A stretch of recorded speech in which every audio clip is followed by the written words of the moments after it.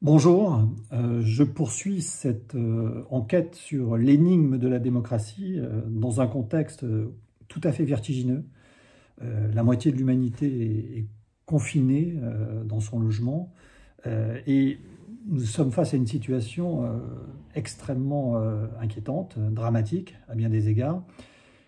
Et si elle a un avantage parmi toutes ces mauvaises nouvelles qui aussi laissent présager un futur un peu compliqué, c'est qu'elle nous permet d'être un terrain d'expérimentation extraordinaire sur la manière dont une démocratie peut réagir dans ces situations de crise.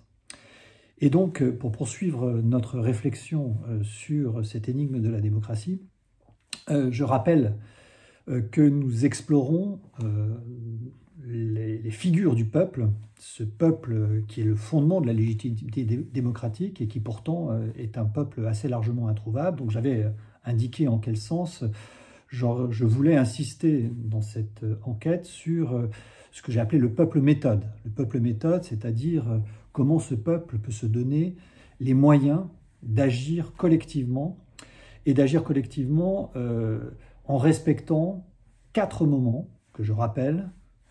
Il faut des élections, il faut une délibération, il faut des décisions et il faut de la reddition de comptes. Et donc le moment que nous allons étudier aujourd'hui, après les 2 précédents, c'est le moment au cœur du sujet d'aujourd'hui, dans l'environnement que nous avons, l'environnement de crise, qui est le moment à proprement parler de la décision. Et je commencerai pour explorer ce moment de la décision par 2 formules. L'une est attribuée à Clemenceau. Pour prendre une décision, il faut être un nombre impair de personnes, et 3, c'est déjà trop. Deuxième idée, qui n'est pas imputable à tel ou tel auteur, allez, je m'en fais l'auteur pour frimer un peu, si je puis dire. Prendre une décision en politique, ce n'est pas choisir entre la bonne et la mauvaise solution, mais entre la mauvaise et la pire. Ces 2 formules condensent la difficulté non seulement à prendre la décision, mais aussi à la penser. Et aujourd'hui, dans tous les débats qui sont présents, parce que nous sommes certes confinés, mais ce confinement nous fait réfléchir, nous fait réagir sur les réseaux sociaux, et sur toutes les décisions qui ont été prises dans la crise récente, eh bien nous avons forgé notre avis, nous avons donné notre opinion. Fallait-il ou non maintenir les élections municipales ? Faut-il promouvoir la chloroquine? Fallait-il supprimer les stocks de masques par le passé? Faut-il un confinement plus strict, voire un couvre-feu, même si c'est au détriment des libertés et de la production économique? Faut-il ou fallait-il prévoir un dépistage beaucoup plus massif? Chacun, en quelque sorte, sur ces sujets, confiné chez lui, tend à devenir en quelque sorte un Premier ministre en puissance. Mais en même temps, faisons cette expérience de pensée. Si quelqu'un venait nous chercher aujourd'hui et nous disait voilà, vous avez donné votre avis sur tout, voilà, vous allez devenir Premier ministre. Qui accepterait cette mission? Qui voudrait être à la place des décideurs? Et je pense que cette ambivalence qu'il faut avoir, effectivement, l'espace public est libre, nous devons donner notre avis, critiquer, c'est bien sûr un devoir, et en même temps, avoir conscience que le fait de décider et de prendre les décisions engage beaucoup plus que l'esprit critique. Et c'est cette ambivalence qu'il faut percevoir dans notre démocratie d'aujourd'hui. Nous sommes effectivement du peuple, donc en ce sens une parcelle de la souveraineté, et en même temps, nous ne sommes pas responsables de la totalité du peuple. Et de ce point de vue-là, il y a un écart entre les gouvernants et les gouvernés, et écart qu'il faut interroger pour réfléchir à ce qui constitue la décision en démocratie. Alors je voudrais faire cette exploration de la décision en 3 temps. Le premier temps sera constitué à une réflexion globale sur la décision, sur la décision et la décision notamment politique.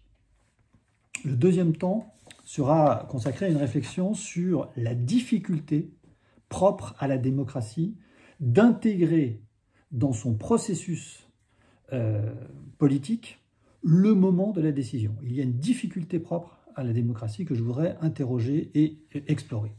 Et enfin, troisième moment, eh bien, sera venu de réfléchir à la manière dont on peut préserver, penser, concevoir le moment de la décision dans le processus démocratique, et quelle est cette figure du peuple décision, si je puis dire, du peuple décision. Quelle figure peut prendre ce peuple décision pour faire en sorte, en effet, que la promesse de la démocratie demeure complète.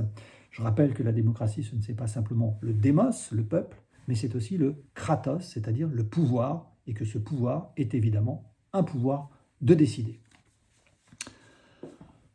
Premier moment donc, le moment de ce qu'on peut appeler le mystère de la décision. Avec cet sentiment étrange que la décision est quelque chose qui est assez largement impalpable, indéfinissable.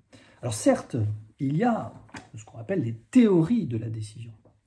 Théories de la décision qui essaient de comprendre pourquoi on prend des décisions, pourquoi, plus profondément d'ailleurs, on a le sentiment, voire l'illusion de prendre des décisions, alors qu'en fait, c'est le rêve de tout scientifique d'expliquer une décision.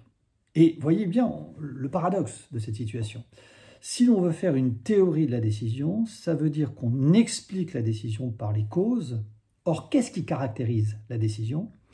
C'est qu'elle est, si je puis dire, une scission, une rupture dans la chaîne de causalité. Quand je décide, j'ai l'impression que c'est moi qui décide et que je ne suis pas déterminé à agir. Si j'étais déterminé à agir, j'allais dire, je n'aurais pas besoin de décider. L'image de la décision, c'est d'être à un moment dans un carrefour et de se dire quel chemin vais-je prendre. L'image de la décision, c'est d'être, si je reprends cette figure de la théologie classique, causa sui, cause de soi.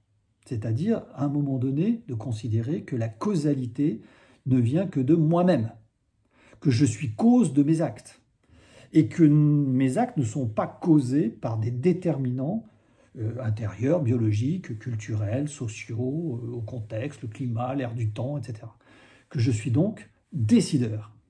Et cette décision marque un élément de tranche, de tranchage, si je puis dire, de rupture, de coupure, hein, decaedeo en latin, caedere, ça veut dire précisément trancher. Caedere, c'est trancher, ce qui tranche. Entscheidung en allemand, c'est scheiden, c'est trancher, c'est couper. Et donc la décision est précisément une rupture dans la chaîne de causalité, ce que, honnêtement, ne supportent pas les scientifiques, puisque les scientifiques étudient les causes, ils expliquent. C'est cette image fameuse que Spinoza prend dans la lettre à Schuller, image de la pierre. Imaginons une pierre que je lance.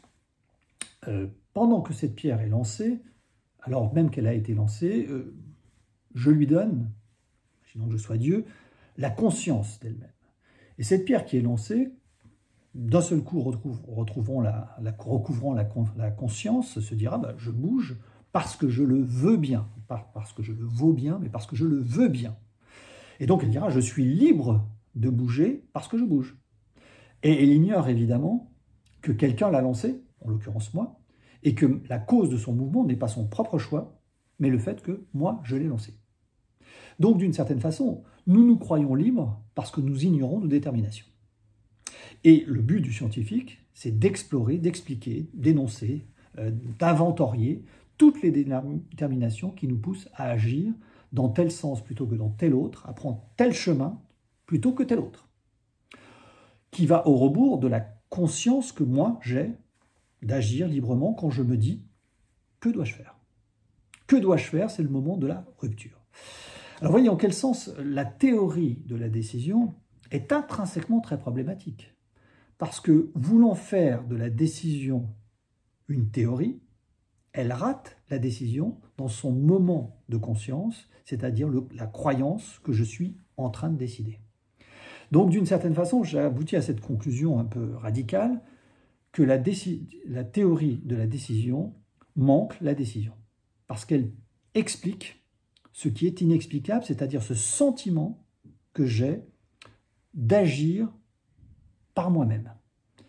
Et ce sentiment d'agir par moi-même, il n'est pas toujours présent. Vous voyez, en effet, je ne décide pas de respirer, mais je peux décider de retenir ma respiration. Je ne décide pas de manger, mais je peux décider, quand je suis au restaurant, sur un menu, de voir ce que je vais manger. Il y a un moment, et c'est le premier moment de la décision, dans cette conscience de décision, un moment de crise. Voilà le premier moment de la décision, un moment de crise. À un moment donné, je suis face à un choix. Peut-être que mes options sont déterminées par toute une série de contextes, probablement, mais ce moment de choix, c'est le moment où j'hésite et je me pose la question pratique par excellence, que dois-je faire? La théorie ne parvient pas à comprendre ce moment-là, cette réflexion-là, ce moment subjectif. Que dois-je faire? C'est le premier moment de la décision. Elle est une crise. Crise, rupture, que dois-je faire? Mais ça ne suffit pas. Cette décision, elle est certes une crise, mais elle est aussi un commencement. Je me pose comme ça. Je suis face à cette situation d'être à un carrefour, la situation de crise, j'hésite, je me pose la question, que dois-je faire? Et puis je prends une décision. Je dis, je vais aller sur ce chemin, je vais aller à droite, je vais aller à gauche. Je prends et je m'engage, j'agis. Voilà le deuxième moment de la décision, elle est une crise, puis elle est un commencement. J'agis, et si possible au bon moment. Mais ça ne suffit pas encore pour décrire la décision. Crise, commencement, il faut également à la décision ce qu'on peut appeler de la résolution et de l'application. Qu'est-ce que c'est que la résolution? Pour la formuler, je rappelle cette fameuse blague qui consiste à dire arrêter de fumer, c'est très facile. Moi, je le fais plusieurs fois par jour. Je peux donc décider, souvent, mais une décision sans résolution, si vous faites un régime, si vous décidez de faire un régime, mais que cette décision de faire un régime, vous la prenez uniquement entre les repas, eh bien votre régime n'aura aucune efficacité. Donc le troisième moment de la décision, c'est le moment de la résolution, c'est-à-dire le moment où cette décision, vous vous y tenez dans la durée.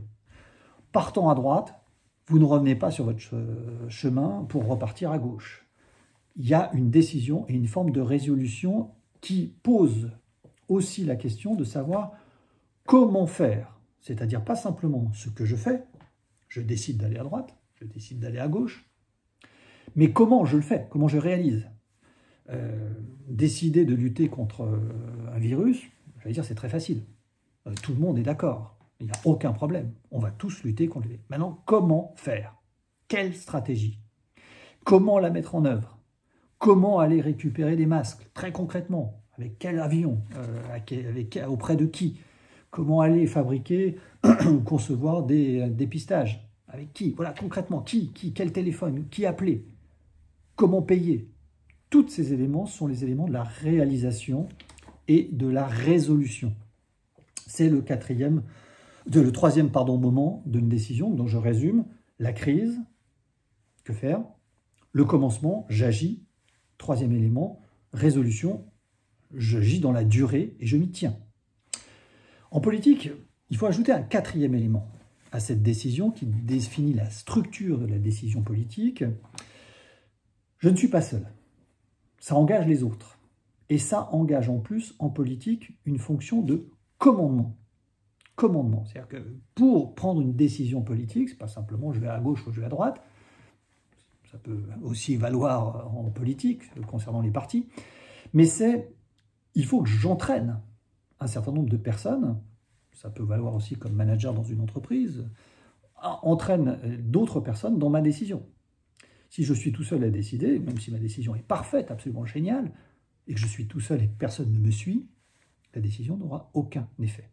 Et donc, quatrième moment de la décision politique, la dimension de commandement, il faut que je parvienne, et ce n'est pas du tout évident, à susciter l'obéissance volontaire des autres. Cette quatrième dimension montre la complexité de la structure de décision, mais il faut encore ajouter un élément dans cette drame qui a pour le moment 4 actes et qui va devenir, avec le 5e acte, en effet une tragédie, c'est qu'une décision politique est fondamentalement tragique.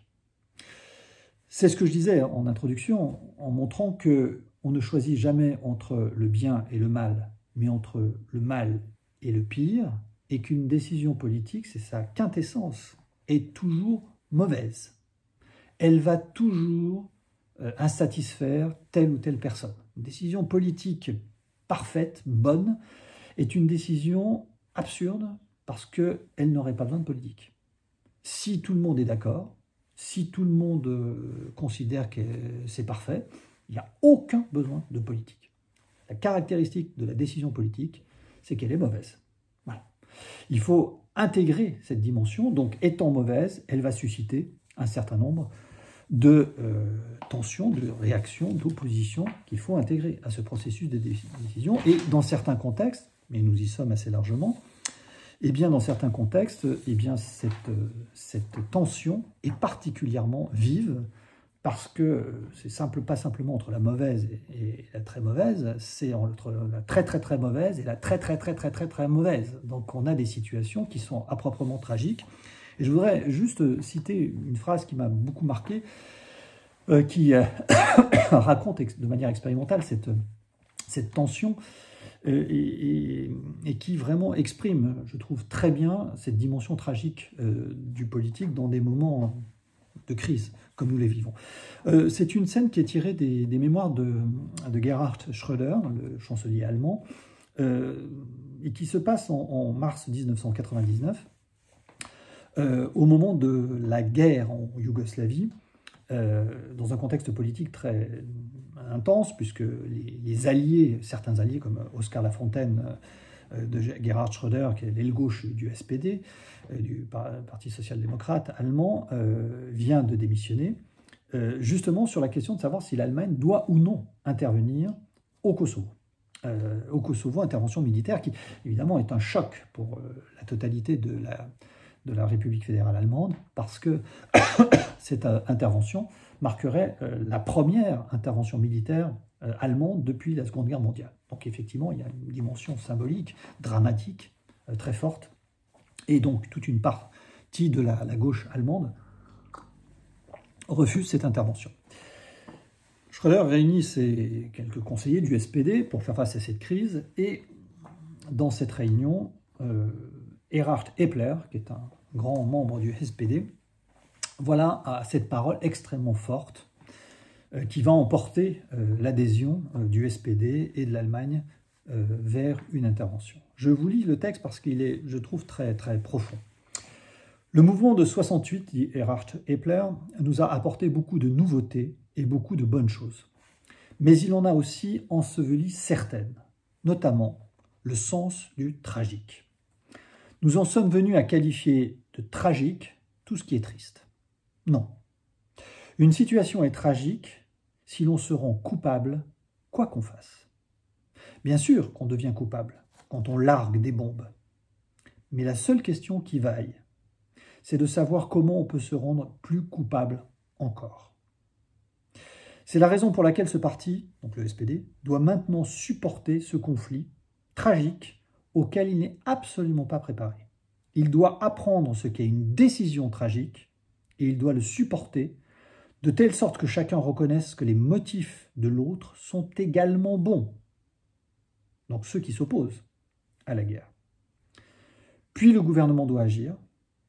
J'ai le sentiment, conclut Erhard Epler, qu'il agit de façon que nous devenions un peu moins coupables que si nous ne faisions rien. Je trouve cet épisode extrêmement emblématique des moments difficiles de la politique. C'est aussi pourquoi ils sont assez grandioses. Il y a une forme esthétique dans ce moment tragique et une forme effectivement terrifiante, c'est-à-dire que l'action, encore une fois, est une action qui va avoir des effets néfastes. Il faut voir si ces effets néfastes ne seraient pas encore pires si cette décision n'était pas prise. Et tout ça avec ce sentiment qu'il faut bien avoir en tête qu'on ne le sait pas à l'avance. que c'est un pari sur l'avenir, que cette décision très très très mauvaise pourrait aussi potentiellement être la pire, parce que les conséquences eh bien, ne sont inconnues. Et donc, c'est un moment particulièrement difficile, et je pense que dans les moments que nous vivons aujourd'hui, cette dimension est extrêmement présente. Donc, je résume, il y a 5 éléments dans toute décision qu'on peut découper pour la compréhension, pour l'intégration: la crise, le commencement, l'acte, la résolution, le commandement et la dimension tragique. On a là une conscience de ce qu'est la décision, qui n'est pas une théorie, mais qui a une forme de manière de la penser, de la concevoir, j'allais dire presque de l'apprivoiser. De l'apprivoiser parce que cette décision, effectivement, sinon, nous paraît extrêmement incompréhensible. Alors, je vais faire une toute petite parenthèse ici, à la fin de cette première grande partie, pour indiquer que, certes, on peut ne pas faire de théorie de la décision, me semble-t-il, mais malgré tout, il y a eu des entreprises tout à fait impressionnantes pour tenter de la penser. J'en donnerai 2 qui me paraissent extrêmement séduisantes et amusantes à mettre en parallèle. La première, c'est le livre chinois fondateur de la culture chinoise, qui est le Yiking. Le Yiking, c'est un traité absolument fascinant, dont on considère que, les spécialistes, j'en suis pas du tout, mais considèrent qu'il est vraiment le livre fondateur à la fois de l'écriture chinoise, mais aussi de la sagesse, de la pensée, qui a d'ailleurs un livre qui a passionné par la suite beaucoup de penseurs occidentaux, je pense à Leibniz notamment, même les théoriciens de l'informatique, et dont on peut résumer l'esprit de la manière suivante. C'est un système complet des actions possibles, des décisions possibles. C'est un système présente complet, ce n'est pas une théorie, hein. Encore une fois, c'est une sorte d'inventaire. Ce n'est pas du tout une compréhension des causes, hein. C'est vraiment l'inventaire des possibles, c'est le livre de la transformation. Je propose ce petit résumé. L'univers entier est ramené au jeu de 2 forces principales, c'est bien connu, donc le yin et le yang, qu'on peut interpréter de différentes manières, l'ombre, la lumière, le mâle, la femelle, le froid, le chaud, etc. Et sur cette base, une technique simple de style de tirage au sort, de pile ou face, pour le dire rapidement, permet d'établir un hexagramme sous forme de 6 types de lignes qui figurent l'exact dosage de ces principes dans l'état du monde au moment où l'on consulte l'oracle et par conséquent d'y ajuster sa conduite. Il y a 64 hexagrammes possibles, pas un de plus, pas un de moins, dans ces 64 hexagrammes se décompose l'infinie variété de la vie et des situations que son flux modifie à chaque instant. C'est pourquoi d'ailleurs ce livre s'appelle aussi le livre des transformations. Voilà. Et dans la grande leçon de ce livre, c'est de dire que à chaque moment, dans les moments de ténèbres, il y a forcément un peu de lumière. Dans les moments de lumière, il y a forcément un peu de ténèbres. L'apogée annonce le déclin, la victoire annonce la chute. Et donc, on est dans une logique de flux, mais ce flux peut être décrit par, je résume les choses, 64 décisions. Voilà, nous avons 64 décisions sous la main, possibles, à voir comment nous pouvons les prendre au mieux. Donc, vous voyez, non pas une théorie, mais un inventaire de toutes les décisions possibles. C'est assez fascinant. Alors, c'est d'autant plus fascinant qu'il y a une autre manière de faire l'inventaire qui consiste à faire non pas l'inventaire des décisions, mais l'inventaire des décideurs. Et là, c'est une deuxième tradition qui est occidentale, qui avait été lancée de manière absolument éblouissante par Plutarque dans ce qu'il appelle les vies parallèles. Les vies parallèles, pardon. Les vies parallèles est une sorte d'inventaire de toutes les figures de chefs. Et donc, on peut comparer, alors, dans la tradition romaine, et dans la latine et dans la tradition grecque, les grandes figures de chefs Et donc, les vies parallèles représentent un livre qui a une influence absolument époustouflante dans l'Antiquité, au Moyen-Âge et jusqu'à nos jours, présentant les grands chefs, les grands décideurs. Alors, cet inventaire qui est un peu, comme on dit, rhapsodique, sans vraiment d'ordre, mais extrêmement intelligent, a été poussé dans une perspective systématique par un autre penseur très contemporain, qui s'appelle Alexandre Kojève, qui a écrit un livre tout à fait passionnant qui s'appelle « La notion d'autorité ». Et dans cette notion d'autorité, Kojève fait une création idéale typique des décideurs, des figures de l'autorité, justement, des figures de l'autorité. Alors, je dis un mot sur Kojève parce que c'est un personnage intéressant, c'est un grand spécialiste de Hegel. Il y avait un séminaire sur Hegel auquel se pressaient comme des gens comme Raymond Aron et bien d'autres qui l'ont suivi avec beaucoup de passion. C'est un grand spécialiste, famille de Russes blancs, qui arrive en France, qui devient fonctionnaire au ministère français des Finances, puis au niveau international. Bon, on sait depuis qu'il était agent du KGB. Un personnage tout à fait étonnant. Et il identifie 4 modèles purs de l'autorité, 4 modèles purs.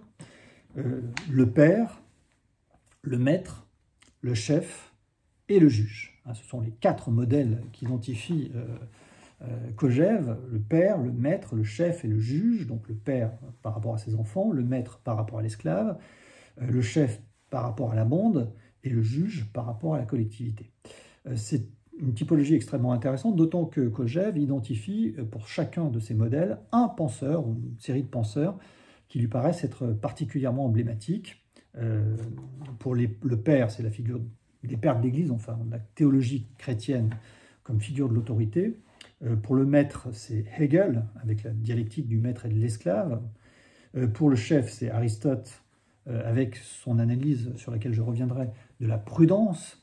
Et puis pour le juge, c'est Platon, avec cette conception d'un chef, d'un philosophe, roi, sachant donner et pardonner en fonction d'une conception cosmique parfaitement équitable. Donc vous voyez, on a 4 figures, mais ce qui est intéressant et amusant plus exactement dans cette typologie kojévienne, c'est que Kojève évidemment envisage des types mixtes, des mélanges entre ces 4 figures. Et faisant l'inventaire de toutes les figures possibles, de ces mélanges, il aboutit, lui, à 64 décideurs possibles. Donc entre le Yiking, 64 décisions possibles, et Kojève, 64 décideurs possibles, il y a, pour les amoureux de la numérologie, une analogie qui est tout à fait intéressante et tout à fait passionnante, même si il ne faut pas en tirer des conséquences outre mesure. Mais nous avons là, et je termine par là, le résumé des types de décisions possibles sur la base de la structure que j'avais présentée au début. Donc, je rappelle les 5 moments: crise, commencement, résolution, commandement et tragique. Je m'arrête là pour cette partie définitionnelle et nous allons voir dans la deuxième partie comment la démocratie a vraiment du mal avec cette décision.